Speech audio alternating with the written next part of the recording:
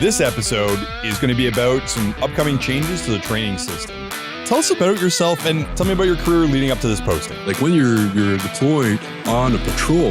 Welcome to the show. Awesome. Thank you so much for receiving us. Let's hear the whole story. Oh, all right then. Put on your helmet, son. I'm Captain Adam Orton. I'm the operations officer for the Canadian Army headquarters, and I'm also the Canadian Army podcast host.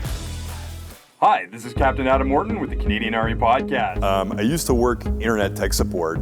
It's a big job and it's a tough job, and I wanted to go out and do some adventure, and I'm going to join the military. And I wanted to do the opposite of what I was doing. So I was like, I'm going to join the infantry. I'm going to be outside, I'm going to run around, I'm going to blow some stuff up, it's going to be cool.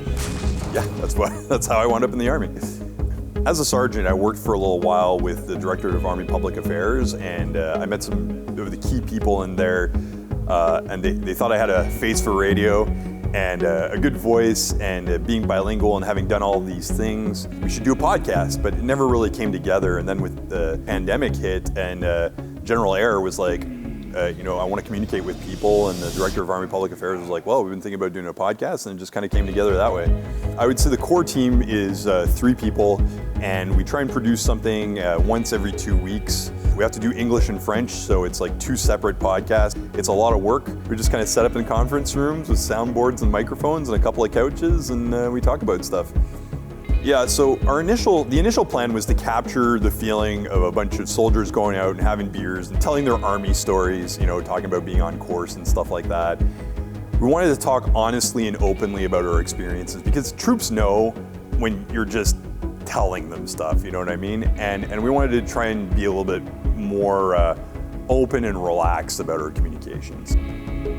I'm not gonna lie, it's a challenge. I'm a reservist, so I've been parading with the Governor General's Foot Guards and doing combat support stuff with them. I'm the OPSO at Army headquarters, and that's a pretty big job, and then doing the podcast and all this other stuff.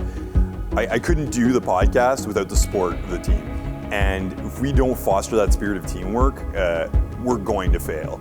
And I'm lucky to work with some really incredible people, and they make it work by being able to build a solid, functional team. But the thing that I like the most is learning new things. And sometimes you don't necessarily have the time to look outside of your trade and look at what everybody else is doing.